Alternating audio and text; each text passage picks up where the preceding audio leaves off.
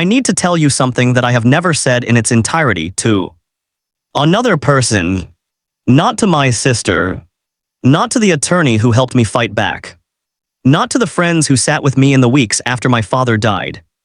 I have told pieces of it. I have summarized it. I have given the version that fits into a 10-minute conversation over dinner, the version that doesn't require me to stop and breathe in the middle of it. But I have never told all of it. Today I am going to tell all of it. And I am starting at the end because I think that is the only way to make you understand what the beginning really meant. By the time my father's funeral was over, my Uncle Derek had already begun the paperwork. I did not know that yet. I stood at the graveside in my father's good coat, the dark one he wore to church and to meetings and to every occasion that required him to look like the man he had spent his life becoming, and I watched them lower him into the ground, and I thought about what came next. I thought about the business. I thought about the employees. I thought about the clients who would need to be called, the contracts that would need to be reviewed, the 1,000 quiet administrative necessities that don't stop happening just because the man at the center of everything has stopped breathing. I thought about all of those things. I did not think about my uncle's. He was standing 6 feet to my left, crying. Real tears, or close enough to real that I couldn't tell the difference. He put his hand on my shoulder at one point and squeezed, and I squeezed his arm back, and we stood there together in the gray October morning like two men who had both lost something precious. We had not both lost something. Only one of us was losing anything that day. The other one was gaining. I know that now. I did not know it then. And what I want you to understand, what I need you to hold on to as I take you through every step of what happened, is that this is not a story about being naive. It is not a story about failing to see something obvious. This is a story about a man who had spent decades making himself trustworthy, who had invested years in being the kind of person that no one would ever suspect, who understood that the greatest camouflage available to someone who wants to take from you is your own love for them. That was my Uncle Derek. That is where we begin. My father's name was Gerald Raymond Marsh. He was born in 1958, the eldest of 3 children in a small industrial city in the American Midwest that he would spend his entire adult life trying to improve. Not through politics. Not through activism. Not through the kind of public gestures that get you your name on a building. He improved it the way he improved everything, quietly, consistently. And with his hands. He was a practical man in the oldest sense of the word. When something was broken, he fixed it. When something didn't exist yet and needed to, he built it. When someone needed help and there was a way to provide it, he provided it and then moved on and never brought it up again. I grew up watching him work. Not in an abstract way, not the way some children understand that their parents have jobs that they go to and return from. I grew up physically present in the work. On weekends from the time I was 8 years old, I would ride with him in the truck. I would watch him talk to clients. I would watch him inspect equipment. I would watch him walk through a worksite with an expression of complete, focused attention, the way some men look when they are reading something important. He was reading the world. He was reading the problem in front of him. And he was solving it, always solving it, moving from one thing to the next with a steadiness that I spent my entire childhood trying to learn, and my entire adult life trying to maintain. He started Marsh Environmental Services in 1991. He was 33 years old. He had $12,000 in savings, money he had accumulated over 8 years of working for a larger company, learning everything he could learn, saving every dollar that didn't need to be spent. He had a truck he had bought at auction for $4,000, which needed brake work and had a transmission issue he fixed himself over 3 weekends.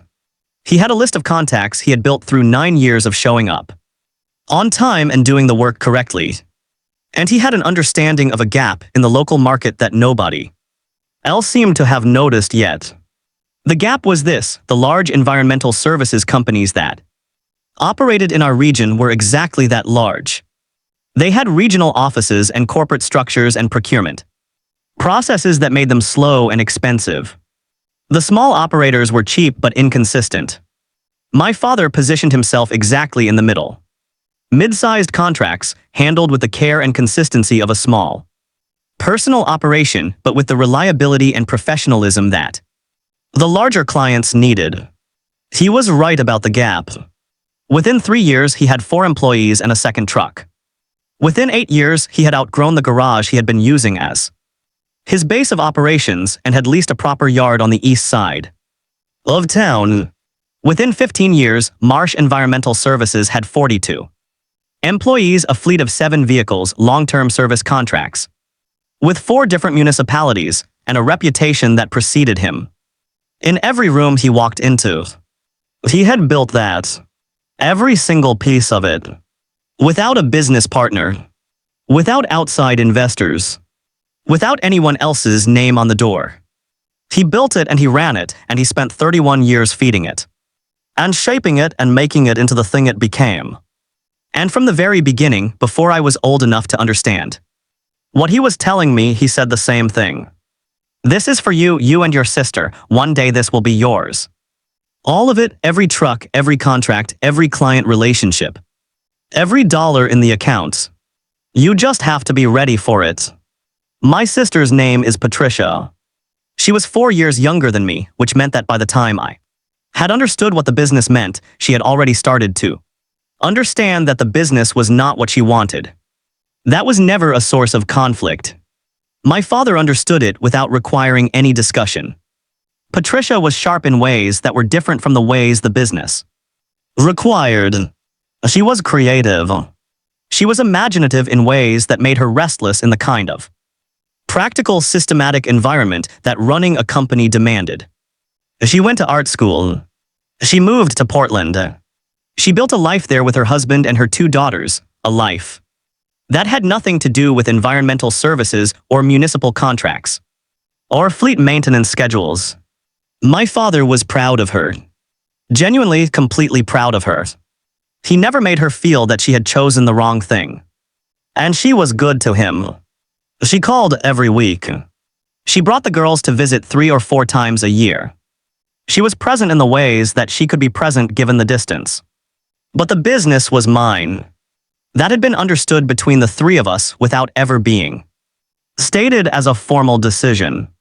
I studied business administration at a university 2 states over, partly because my father wanted me to understand the formal frameworks that he himself had learned on the job, and partly, I think, because he wanted me to have the experience of being somewhere that wasn't home. He was like that.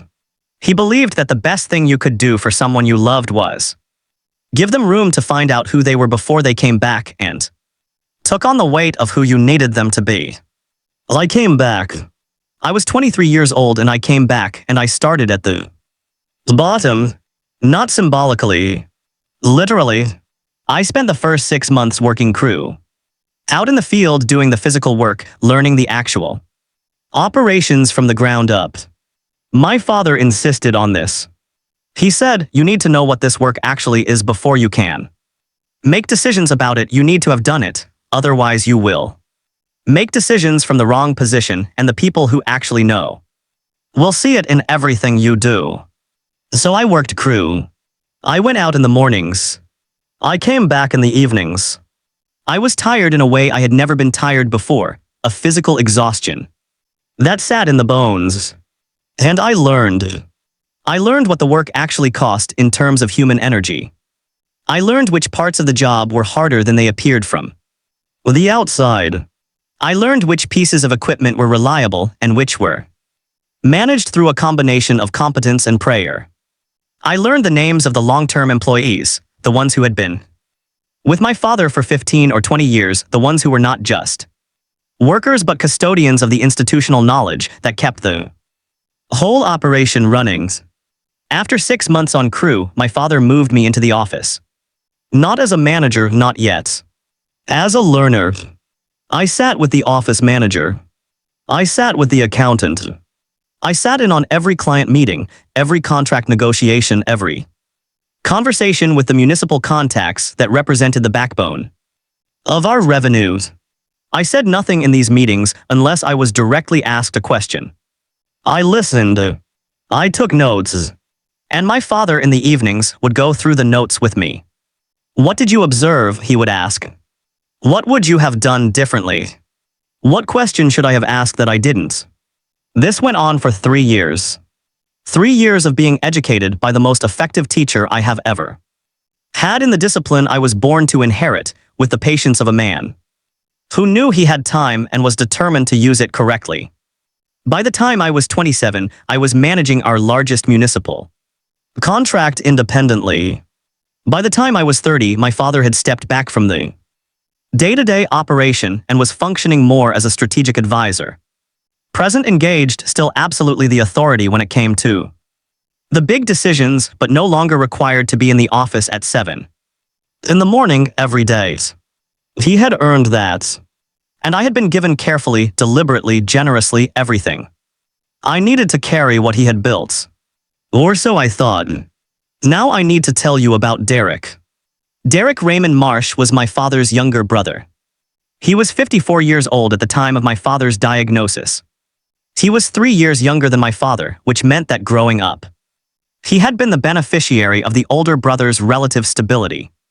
My father, the organized one, the reliable one, the one who had figured things out, while Derek had been free to be the other thing.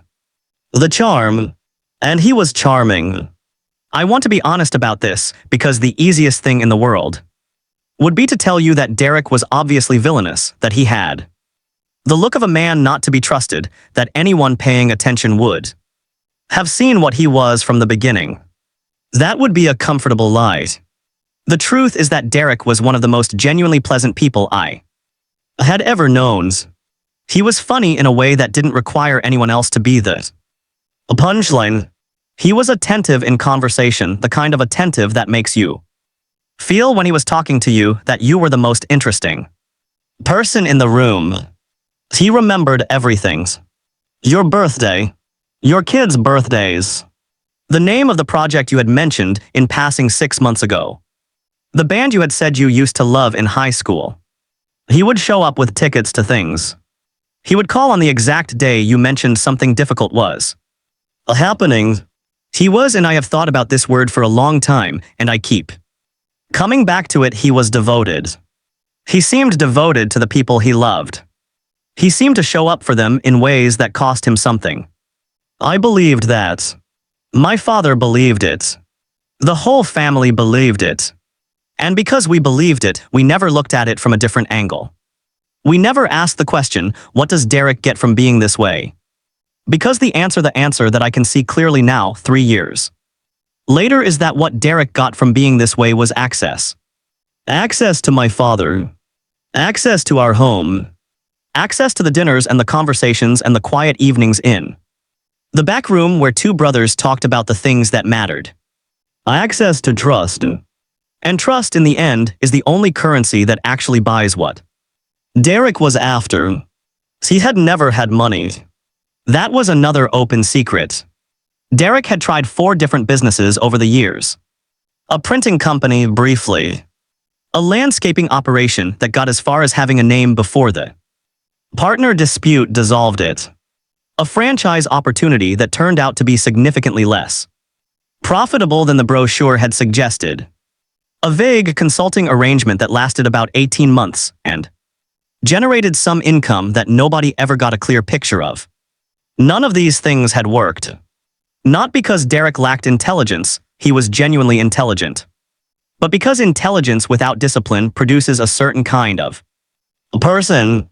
A person who can see the opportunity but cannot execute the years of grinding, methodical, unglamorous work that turning an opportunity into something real actually requires. That was Derek. He could charm a client into a meeting. He could not follow up correctly afterward. He could pitch a vision. He could not manage the daily operational details that visions require to become real. My father understood this about his brother. He had helped him out over the years. Not in dramatic ways, mostly. A loan when the printing company collapsed. A reference when Derek needed to establish credibility with someone new. The use of a company vehicle for a period when Derek's own truck was in need of repair he couldn't afford. Family things. The accumulated small generosities that happen between people who love each other and don't keep score. My father didn't keep score. That was one of his great virtues. It was also, in the end, one of the things that Derek used against him. I want to stop for a moment and tell you something. There is a voice memo on my phone. 3 minutes and 47 seconds long. Recorded on a Tuesday afternoon in early September. My father's voice. And when I play it, which I still do sometimes when the weight of what happened needs to be made real again, there is a moment about 90 seconds in where his voice changes. It doesn't break. My father's voice did not break. But it shifts. And in that shift is everything. I will play it for you later. We are not there yet. But I need you to know it exists, because everything I am about to tell you, every decision I made, everything I missed, every moment I should have moved differently, leads to the phone. And the phone leads to the truths. Let's keep going. My father told me about the diagnosis on a Wednesday evening in late February. We had just finished dinner, the two of us, at the kitchen table. The house I had grown up in, the house where he still lived alone since my mother had passed 8 years earlier. We had gotten into the habit of having dinner together twice a week. Not because either of us had formalized it, but because it had evolved organically from a once-a-week thing to something that happened every Wednesday and Sunday without us ever having agreed to make it a standing arrangement. That Wednesday he had cooked. This was unusual. He was a competent cook but not a motivated one, and in the years since my mother's death he had largely survived on a rotation of 3 or 4 things he knew how to make well enough, supplemented by the occasional restaurant meal. That Wednesday he had made my mother's pot roast. The full version, with the vegetables and the gravy and the bread on the side. He had not made that dish since she died. I noticed it and I didn't say anything because I didn't want to make him feel observed. We ate. We talked about a contract that was coming up for renewal. We talked about an issue with one of the trucks that I had been managing. We talked about Patricia's older daughter who had just started school. And then when the plates were cleared and we were sitting with our coffee, he put his hands flat on the table and looked at me in a way that I had never seen him look at me before. He said, "I need to tell you something." He had told me pancreatic cancer, a stage 3. He had been to the doctor. He had been to a second doctor. He had the test results in an envelope on the kitchen counter. He had known for 8 days before he told me. 8 days he had carried that by himself, going to work and having dinner and calling Patricia on Sunday the way he always did, and none of us had known. I asked him why he waited. He said I needed to understand it first, before I could explain it to anyone else. That was so entirely him that I didn't know how to respond to it. I just sat there. He talked. He talked about the prognosis, which was uncertain but not immediately catastrophic. He talked about the treatment plan, which the oncologists had laid out, in options ranging from aggressive to conservative. He had already decided on the middle path, chemotherapy, managed care, a realistic timeline of regular monitoring. He talked about the business. He said he wanted to begin accelerating certain transfers of responsibility, that he sought the timeline for my full operational authority needed to move up, that there were things he had been planning to spend another 2 years showing me that we would need to cover in the next 6 months instead. He was practical. He was organized. He was terrified, I think, underneath all of it. But he didn't show me that. He showed me the plans. I drove home that night and I sat in my car outside my apartment for 40 minutes. And then I went inside and I called Patricia. She cried. We talked for 2 hours. We made plans to coordinate. She would come down as much as she could. I would handle the day-to-day with Dad. We would stay in close communication about how he was doing. And then I went to sleep, and the next morning I got up and I went to work, and I began the process of reorganizing my days around two things. Instead of one, the business and my father. It was during this period that Derek started coming around more. He had always been present in our family's life, but his visits had been sporadic, the occasional Sunday dinner, a holiday, the birthday. Here and there. After the diagnosis, he showed up with a different frequency. 2 or 3 times a week sometimes. Always in the evenings. Always with something, a meal he had picked up, a bottle of something. Sometimes just himself, walking in through the back door the way he had walked through that door for 40 years, as familiar as a piece of furniture. My father seemed to welcome it. I thought it made sense. A man who has just received a serious diagnosis, facing something enormous and uncertain, surrounded by the people who love him, of course that would feel like a comfort. And I was not always there in the evenings. I was at the business in the mornings and through the afternoon. I was usually with my father by 6 or 7. But there were evenings I couldn't make it. Evenings when a problem at work ran late, or when I went home to sleep. Because I was exhausted, or when I trusted that Derek was there and that my father was not alone. Derek was building something in those evenings. I didn't know it. I thought he was just being a good brother. Let me tell you about the conversations they had, because I eventually learned the content of them. Not all of them. Not the earliest ones, the ones in the first weeks when Derek was still laying the groundwork, still cultivating the soil, still making the particular kind of deposits that would allow him to make a withdrawal later. But the later ones, the ones where the plan had already taken its shape. Derek was telling my father that the business was in trouble. Not in crisis. Not in immediate dangers. In the kind of slow, structural trouble that doesn't show up obviously in the monthly reports, the kind that experienced operators feel in their gut before the numbers reflect it. He was telling my father about debts, liabilities that were building quietly, contracts that were at risk.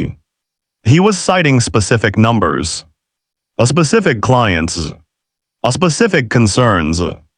And here is the thing that makes my stomach turn when I think about it too directly. The numbers he cited were real numbers. Not the implications he drew from them. Not the conclusions he pointed my father toward. But the numbers themselves. He had gotten them from somewhere. He had access to information about the business that, when I later tried to understand how, I could not fully account for. My best reconstruction is this: over the years in casual conversations with my father, Derek had absorbed an enormous amount of operational detail about Marsh Environmental Services. Not because he was paying careful attention. Not because he had any formal role. But because my father talked about the business the way some men talk. About whether it was the backdrop of everything, always there, always referenced. And Derek, who remembered everything, who had spent decades cultivating the skill of attentive listening, had been absorbing those details, filing them away. Not, I think, because he had a plan. I don't think Derek had a specific plan for years. I think he had an orientation. An orientation toward my father's business as a thing of value that was not currently available to him. And when the diagnosis came, that orientation became a plan. He had real numbers and real names, and he built a false narrative around them. He told my father that our primary municipal contract, the one that represented approximately 30% of annual revenue, was at risk. Because the city council was reviewing its vendors, and there were concerns about our compliance record. There were no such concerns. I would have known. I was managing that contract directly. He told my father that one of our key suppliers had flagged us for delayed payment and was considering renegotiating terms. Our payment record with that supplier was impeccable. He told my father that there was a potential environmental liability from a job we had done 3 years prior that had not been fully resolved. There was no such liability. The job in question had been signed off completely. These were not wild fabrications.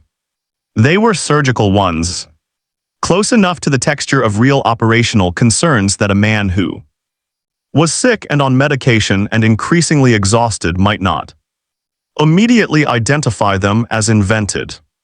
And Derek tied all of it together with a single proposition. "Brother, I imagine," he said, because that is how he spoke with that ease, that warmth. "I have contacts who can help with this. People who understand restructuring. People who can come in and help stabilize things before they get worse. But they need someone with formal standing to work with. Someone inside the company. If you give me a formal role, something on paper, something that gives me standing, I can make the calls, I can bring these people in. I can protect what you've built. I can protect your son's inheritance." That last sentence is the one I come back to. Because it was perfect. It was the one argument that my father could not dismiss. I'm not asking for something for myself. I'm asking for the ability to protect something for you. For your son. My father believed him. I know this because of the recording. And because of what happened next. My father died on a Tuesday morning in the 3rd week of October. He had been in home hospice care for the final 3 weeks.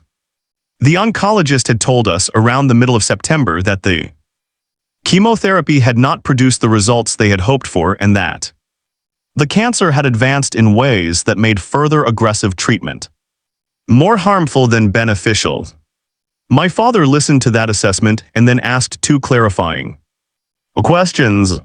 He asked about pain management. He asked about timeline estimates. He did not ask the question that I think he already knew the answer to. He did not ask if there was something else they could try. He had understood, I think, before the doctor said it. He had been understanding it for weeks. He chose home care and we arranged it, and my sister flew in, and the 3 of us spent the last 3 weeks of his life in that house. Not every hours. We were not with him every single moment. There were nights when he slept and we went home to sleep ourselves. There were afternoons when the hospice nurse was there and we ran errands or sat outside or did the mundane things that continue, needing to be done regardless of what else is happening. But we were there most of the times. And Derek was there too. He would arrive in the mornings. He would sit with my father. He would bring food that nobody ate. He would perform grief so convincingly that I had no reason to question it. Because here is the thing. The documents were already signed. Whatever Derek had needed to accomplish had been accomplished. I didn't know this yet. He had gotten what he came for, and so now all he needed to do was maintain his place at the bedside, maintain his position in the family, maintain the performance of the grieving brother until the moment arrived that would make everything official. My father died at 6:43 in the morning on a Tuesday. Patricia was with him. I was in the kitchen making coffee. The hospice nurse was in the hallway. Patricia came and found me. She didn't say anything. She didn't have to. I went to his room. I sat next to him. I held his hand, which was still warm. And I stayed there for a while. Derek arrived an hour later. He had been called like everyone who needed to be called. He walked in through the back door with his key. He stood in the doorway of my father's room. He cried. I watched him cry. And even then, even in that moment, with the knowledge that I have now, I cannot tell you that his grief was entirely performed. I think it was real. I think he genuinely loved my father in whatever way he was capable of loving anyone's. I think he was able to hold both things simultaneously, the grief of losing his brother and the satisfaction of what he had arranged before. His brother died. That is the specific horror of this kind of person. They are not simple. If they were simple, they would be easier to guard against. The funeral was 3 days later. It was a good funeral, if that is a thing that can be said about funerals. It was well attended. Men and women who had worked with my father came. Clients who had known him for 20 years came. People from the neighborhood, from the church he had attended. Sporadically, but whose community he had been part of from the organizations he had quietly supported over the years. He had not known how many people there were. You don't while you're living. You don't know how wide the circle is until it assembles for you at the end. I stood and I received people, and I said the things you say, and I thought about all the things I needed to do. 3 days after the funeral, Patterson called me. I had expected this call. The estate would need to be administered. There were processes to begin. I had a list of questions. I drove to his office on a Friday afternoon. His office was the same as it had always been: dark wood, orderly. Files, the kind of room that makes legal proceedings feel like they have weight and permanence. He shook my hand. He offered me water or coffee. I took water. We sat down, and he slid a folder across the desk toward me before he had said anything else. I looked at the folder. I looked at him. He said, "I want you to know that I raised concerns when these documents were submitted. I want that on record between us, even if I was not able to formally object at the time." I opened the folders. The first document was titled Transfer of Business Interest, Marsh Environmental Services. I read it. I read it again. My father's signature was at the bottom. 60% of the ownership interest in the company transferred to Derek Raymond Marsh. I set the document down. I picked it up again. "When was this signed?" I asked. Patterson told me the date. It was a date in the second week of September. My father had been on hospice care by then. He had been on pain medications that the nursing staff adjusted daily based on his comfort level. I found myself searching for the word that Patterson would understand. He had been diminished. Not gone, not absent, but not the man who had built 31 years of something from nothing. Not the man who would have sat across a desk and read a document with the methodical attention that such a document required. He was on significant medication at that point, I said. "Oh yes," Patterson said. "Did you speak with him directly before notarizing this?" There was a pause. "The document was not notarized in this office," Patterson said. "It was submitted to me as a completed instrument. The notarization was performed elsewhere." I sat back in my chair. "Who arranged the notarization?" Patterson was quiet for a moment. "The document was brought to me by your uncle." I looked at the ceiling. I looked at the window. I looked at the folder in my hands. "Is there more?" I asked. There was more. The second document was a letter of authorization, also signed by my father, giving Derek the authority to act as his representative in certain business negotiations. The third document was a revision to the business succession plan that my father and I had been working on together, a revision that effectively subordinated my operational authority to Derek's ownership. Mistake. I sat with those documents for a long time. Patterson let me sit. He did not fill the silence. He was a man who understood the value of silence. Finally, I asked him something that had been forming in my mind since the moment I had read the date on the first document. "You said you raised concerns when, with whom?" He looked at me steadily. "When the documents were first submitted, approximately 6 weeks Before your father passed, I called you. The Thursday morning call. The careful, flattened voice. The intersection I was driving through. I heard it again perfectly, as if no time had passed. I called you, he said again gently, and you indicated you were unaware of the documentation. I then called your father directly. He confirmed that he had signed the documents. He said he understood. Their contents, I had no legal basis to prevent their submission. But you had concerns, I said. Oh yes, about his capacity. He chose his words carefully. About the context in which the documents were executed, he said. The timing, the arrangement of the notarization outside this office. The nature of the transfer itself, given what I knew about the intended succession plan. He paused. I would encourage you to consult with your own attorney, he said. Separately from my representation of the estate, I think you have grounds worth exploring. I left his office. I sat in my car. I did not drive for a while. I thought about the documents. I thought about Derek's face at the funeral. I thought about the evenings I had trusted him to be there so I could be elsewhere. And then I drove to my father's house. Not for any specific reason. Just because it was the only place I could think of to go. The house was quiet. My sister had gone back to Portland the day before she had the girls. She had to get back. We had agreed to talk every day and figure out next steps together. I had a key. I had always had a key. I let myself in through the front door the way I had let myself in 10,000 times before. The house smelled like him. Not his cologne or anything artificial.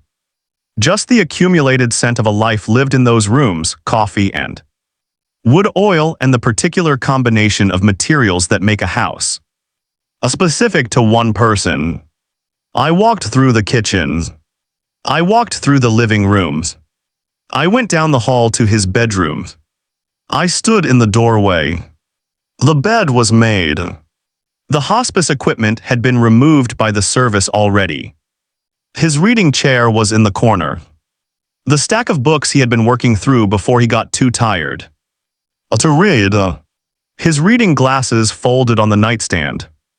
I walked to the nightstand. I put my hand on the glasses. And I saw, half hidden under the glasses case, the edge of his old phone. He had gotten a new phone about 2 years before he died. This one, the model before, he had kept in the bedroom because it had photographs on it that he hadn't transferred. Family photos. Old pictures of my mother. The girls when they were small. He had said he would move them eventually. He never had. I almost left the phone there. I almost walked out of that room and drove home and left everything in that house to be dealt with later in the systematic, methodical way that needed to happen. Instead, I picked up the phone. The battery was dead. I found the old cable in the nightstand drawer. He kept everything. Cables and chargers and adapters for things he no longer owned, and I plugged it in. I sat in his reading chair while it charged. I don't know how long I sat there. The light in the room changed. The afternoon moved toward evening. When the phone had enough charge to turn on, I picked it up. I went to his photos first. I looked at the photos for a while. And then I went to his voice memos. He had used the voice memo function the way some people use a notepad, to leave himself reminders about things he wanted to remember. Business items mostly. A number to call. A detail from a conversation he didn't want to forget. There were 11 voice memos. 10 of them I recognized from their dates as business-related. Old recordings from years before. The 11th one was dated the first week of September. 4 days before the documents were signed. I pressed play. His voice came through the small speaker and the room disappeared. He was speaking quietly. The medication had made his voice slower than I was used to. Slower and slightly heavier, the way a recorded voice sounds when the speaker is fighting for clarity against something working against them. But it was him. Completely, unmistakably, entirely him. He said, "I'm making this because I'm not sure what else to do with it." He said, "Derek has been here every day. He's been very good to me, he has." A pause. "But I think I've made a mistake. I think I signed something I shouldn't have signed." He brought a man here. A few weeks ago he said the man was a notary, someone who could make everything official. He brought papers. He told me the business was in trouble. He told me specific things, numbers, names, things that sounded like what you'd hear from someone who actually knew, and I wasn't entirely clear. I wasn't entirely the medication. Some days it's... He stopped, collected himself. He told me I was signing something that would let him bring in help. That there were people who could stabilize things, protect the business. Protect what I was leaving for my son. He kept saying that for my son. I signed it. And then after, when I was clearer, I started thinking about the specific things he had said, the numbers, the contract, the liability. I started thinking about whether those things were true. I don't think they were true. I don't think any of it was true. I should have called you. I should have called you first. I didn't want to worry you. You have enough. You're carrying enough right now, and I didn't want to add to it. That was stupid of me. That was the wrong call. If you find this, if you're listening to this, I'm sorry. I should have trusted you. I should have called. Check the documents. Talk to Patterson. There's a folder in the filing cabinet in the study, the blue ones. There are copies in there. Check them. I love you. I'm sorry I didn't figure this out sooner. The recording ended. 3 minutes and 47 seconds. I sat in my father's reading chair with the phone in my hands. I did not move for a very long time. I want to tell you what I felt, because I think people assume they know, and I think they are wrong about it. People assume that the dominant feeling in a moment like that is anger. And anger was there. But it was not the dominant thing. The dominant thing was grief of a specific, particular variety. Not grief at the documents. Not grief at what Derek had done. Grief at the voice. Grief at the fact that my father, a man who had spent his entire adult life being the person who handled things, who protected people, who managed difficulties so that the people around him didn't have to, had spent the last weeks of his life in a quiet, isolated fear that he did not know how to ask for help with. He didn't want to worry me. He was dying and he was scared and he was alone with a secret, and he didn't tell me because he didn't want to add to my weight. That is the sentence I carry. That is the one that doesn't go away. Not what Derek did. What my father carried alone. I did not call Derek that evening. I drove home. I made myself eat something. I sat with the phone and the recording for several hours, playing it twice more, listening to every pause and every word. Then I made a list. Not an emotional list. A practical one. The things that needed to happen in order to address what I now knew. Item 1, a new attorney. Not Patterson. Patterson had represented my father faithfully for years, and I had no specific complaint against him as a person or as a professional, but he was also the attorney who had allowed the documents to proceed despite his stated concerns. I needed someone who was only mine. Item 2, secure the recording. I sent the audio file to my email immediately. I saved it to a cloud service. I created 2 physical backups on different devices. The recording was evidence. Whatever it was, legally, emotionally, morally, it was evidence. And I was not going to let it disappear. Item 3, pull the financial records. I was the operational authority for the business. I still had full access to the accounts, the contracts, the supplier relationships, everything. If Derek had already begun making moves based on the documents, if he had contacted the bank, reached out to suppliers, made any representations to our clients, I needed to know. Item 4. Find out who the notary was. Derek had arranged the notarization. Patterson had told me that much. The document bore the notary's stamp and signature. That notary was a traceable person. Item 5. Talk to my sister. The estate involved her too. She had a right to know everything I now knew. And she was going to be devastated and angry, and I needed to be ready to hold that with her. I made the list. I went to sleep. The next morning I got up at 5:30 and I went to work. Because the business still had to run. Because 42 people still had jobs that depended on the business running. Because my father had spent 31 years making sure it ran, and I was not going to let it stumble because I was dealing with something personal. I held the two things simultaneously. I don't know how, but I did. I found the attorney through a colleague, a woman named Reeves, who operated a small firm that specialized in estate litigation, and as her website described it, cases involving undue influence and capacity disputes. I sent her an email at 9 o'clock that morning. She called me back by 11.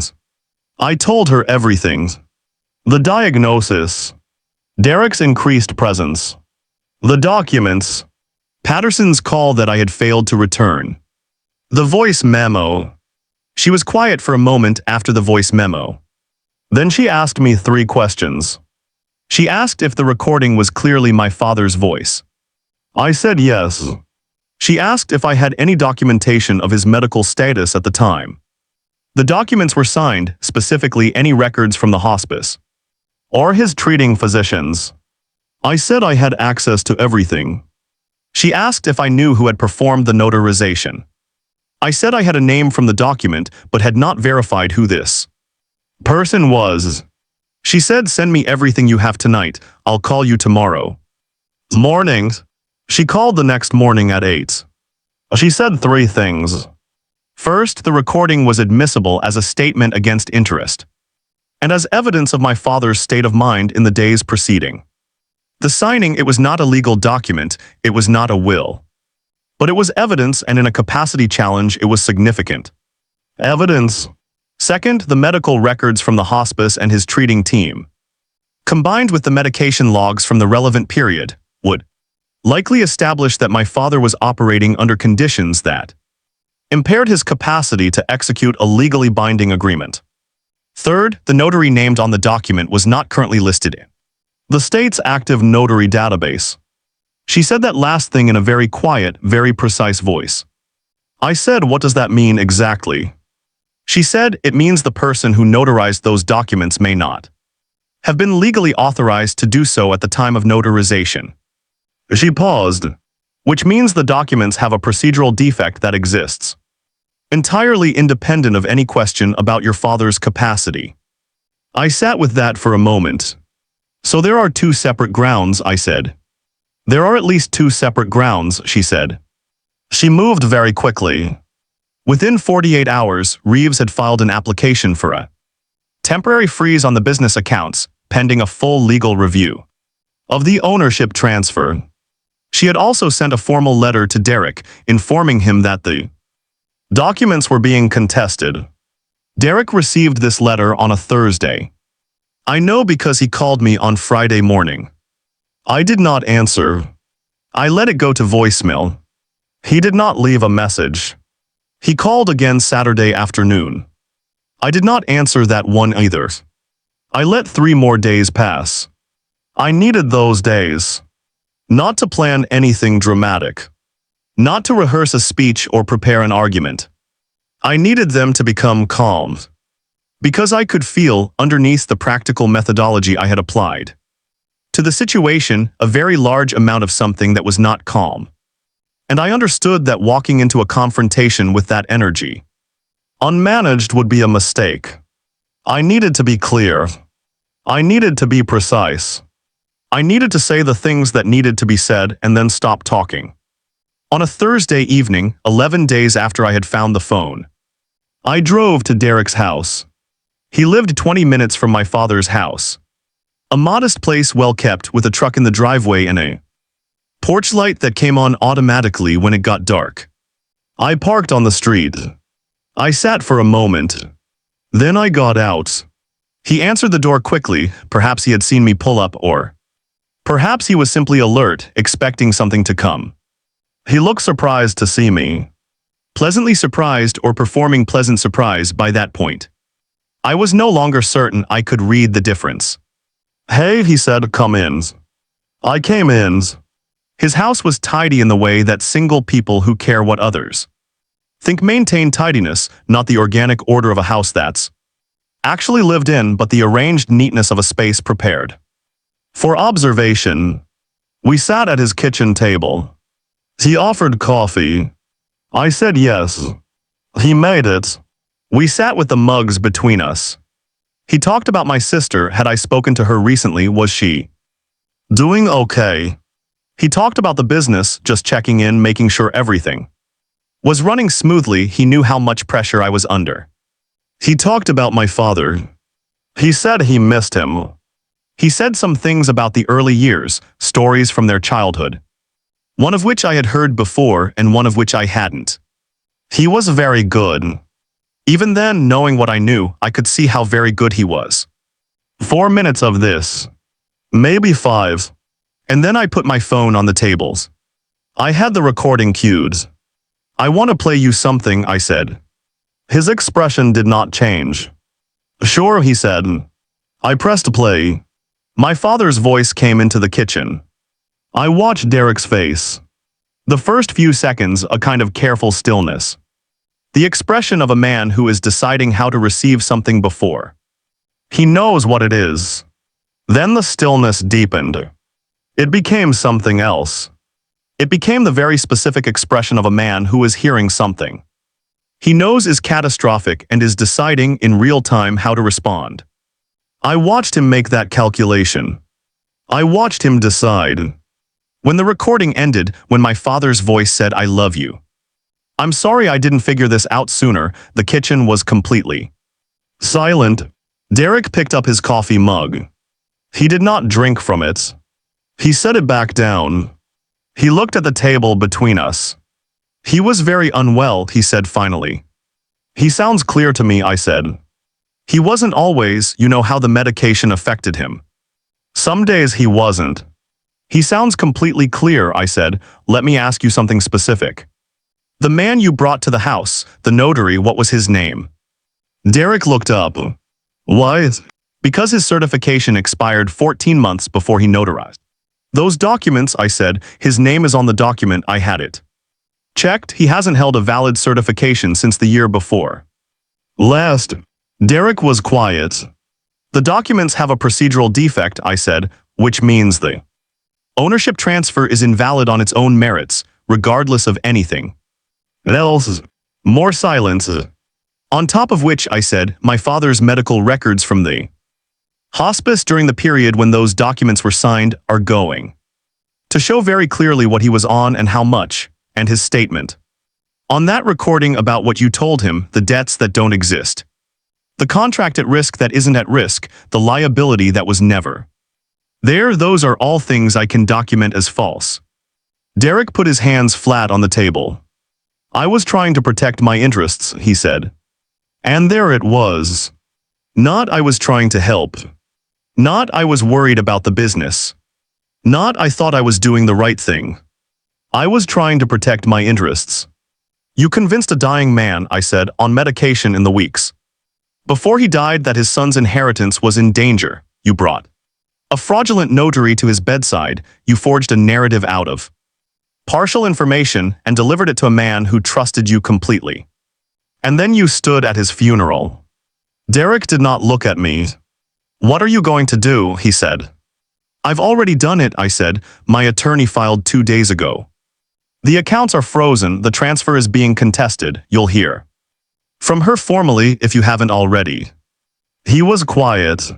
"There's a criminal component your attorney is going to tell you about," I said. "The notarization, that's not a civil matter." He looked up at that. "I'm not making any decisions about that piece right now," I said. "That is not something I'm telling you to cause you to panic. I'm telling you because you should know exactly where things stand." I stood up. I put my phone in my pockets. The company is not going to you, I said. It was never going to you, whatever you told yourself about what you deserved or what was fair, the company is not going to you. I left. I drove home.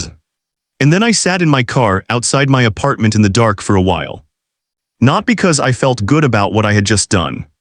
Not because the confrontation had given me anything that felt like satisfaction, but because I needed a moment in which I was not performing anything. Not the methodical attorney-guided strategy. Not the controlled, precise delivery of information. Not the sun. Not the operators. Just myself. Just a person who had listened to his father's voice on a phone in an empty bedroom and had heard the specific sound of a man who was trying, even at the end, to protect the people he loved. I sat in the car for maybe 20 minutes. Then I went inside. The legal process took approximately 7 weeks from the date Reeves filed. I want to walk you through it in some detail because I think the specifics matter.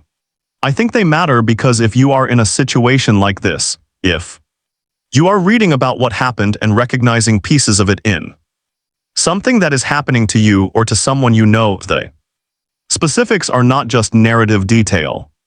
They are useful. Derek hired an attorney within 4 days of receiving Reeves's letter. The attorney was competent. He pushed back on the capacity challenge immediately, arguing that the recording was an incomplete picture of my father's state of mind, and that his signing of the documents constituted a valid exercise of his autonomy. This is a known defense in undue influence cases. It is the argument that says he was an adult, he was not legally incapacitated, he made a choice. The flaw in this defense is that it requires the choice to have been genuinely autonomous, and the medical records did not support that. We obtained every record from the treating oncology team and the hospice service, the medication logs, the nursing notes, the physician assessments. The records from the week in question documented my father's condition in clinical detail. They documented the specific medications he was on. They documented the dosages. They documented the nursing assessments of his orientation and cognitive function on specific days. On the day the documents were signed, the nursing notes described him as oriented to person and place, with intermittent periods of confusion and difficulty maintaining sustained attention. Not incapacitated, not absent, but impaired. Meaningfully impaired in the ways that matter when you are asking someone to review and execute a legal document transferring 60% of a business. Reeves submitted these records with a detailed expert declaration from a physician who specialized in geriatric and palliative medicine.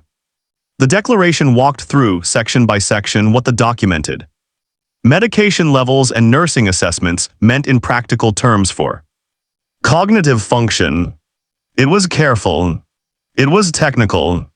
It was the kind of testimony that doesn't make dramatic headlines, but makes very compelling legal reading.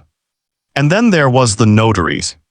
Derek's attorney initially argued that the notarization issue was minor and curable, that the technical defect in the notary's certification could be addressed through resubmission with a valid notary. Reeves's response to this was elegant.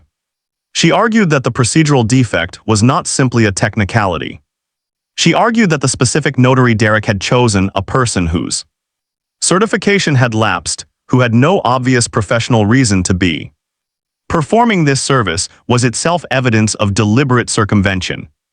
That bringing an unqualified notary to a dying man's bedside, rather than using any number of legitimately certified notaries who could have been arranged, suggested an intent to avoid the scrutiny that a properly certified professional might have applied. This was not the strongest argument in legal terms, but it was a true argument.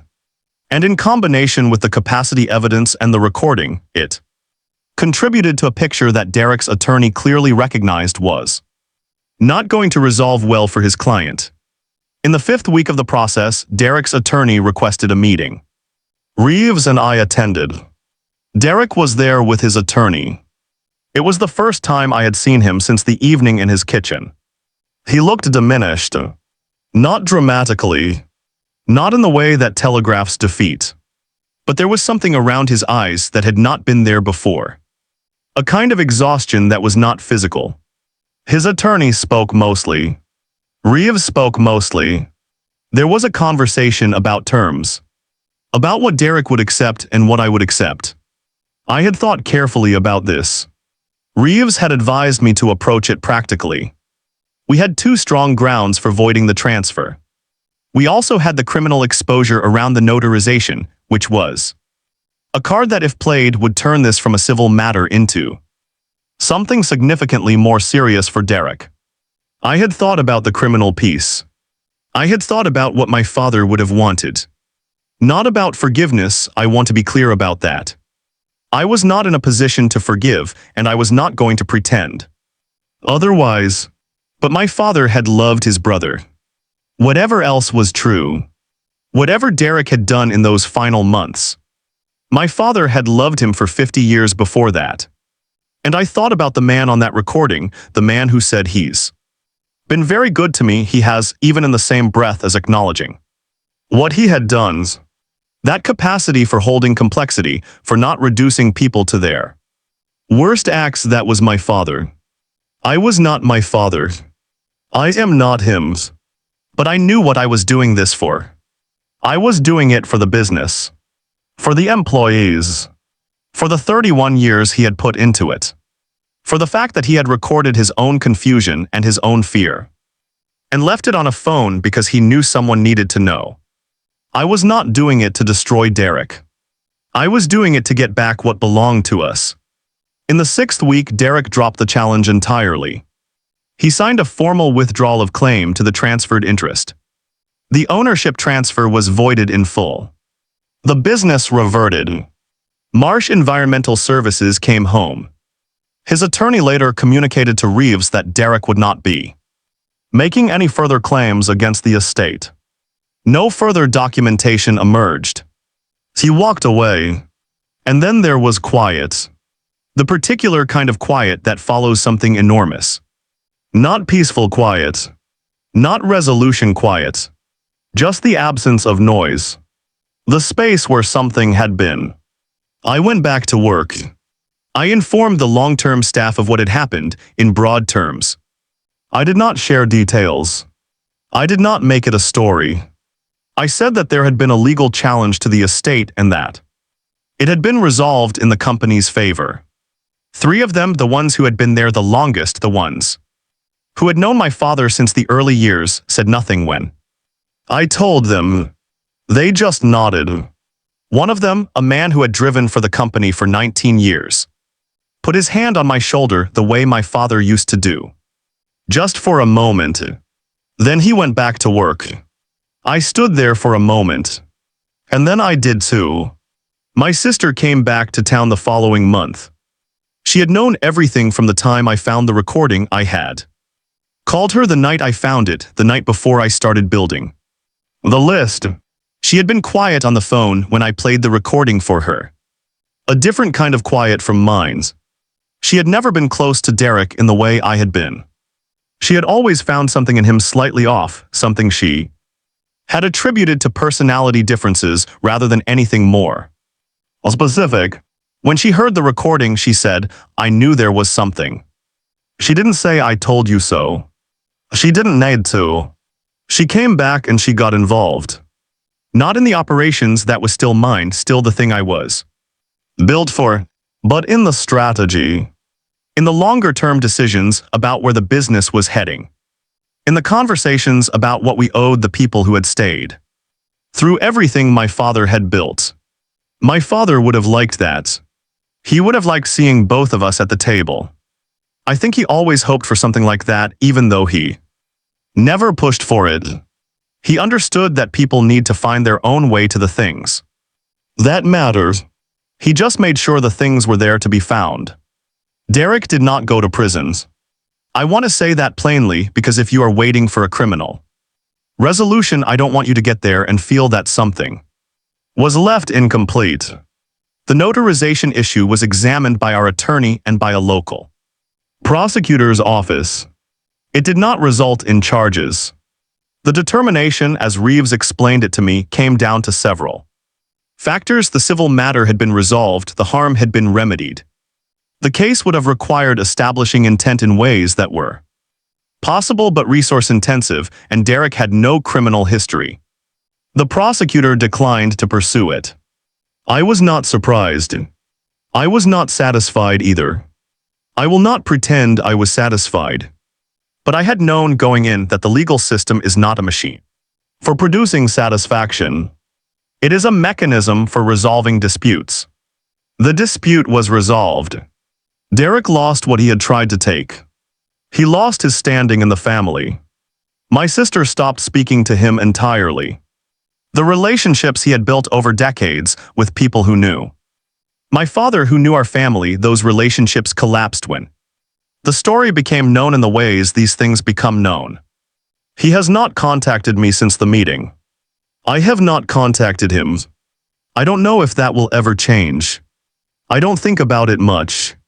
There is a version of this story where I tell you that I came to peace with what happened, that I forgave, that I found a way to understand Derek's choices in a larger context, of his failures and his needs and his fundamental incapacity for the kind of integrity the situation demanded. That version of the story would be easier to tell. It would be a better story in the narrative sense. It would have a more comfortable ending. It is not the true one. The true one is this: I run the company. I go to work 5 days a week in the building my father built. I sit at his desk, which is my desk now, and I make decisions about things he spent 31 years creating. Some days it feels like a continuation. Some days it feels like a beginning. Some days it feels like carrying something very heavy and being grateful for the weight of it. I kept the old armchairs. The ones from the back room, the ones that smell like machine oil and coffee. They are in my office now. Not for any sentimental reason I can fully articulate. But there is something about them that keeps the space honest. That keeps me aware of where everything came from. That reminds me on the days when I forget that I am building on top of something, that I owe a debt to the man who made the foundation. I still have his phone. I have not deleted the recordings. I don't play it often. But sometimes when something difficult happens, when a decision is hard, when I'm sitting in those old armchairs at 7 in the morning, before anyone else arrives, I play it. I listen to his voice. I listen to him say, I should have called you. And I think I know. I know you should have. I think I wish you had. I think it's all right. It's all right. I want to say something to you before we close, because I think there are people listening to this who are not just listening for the story.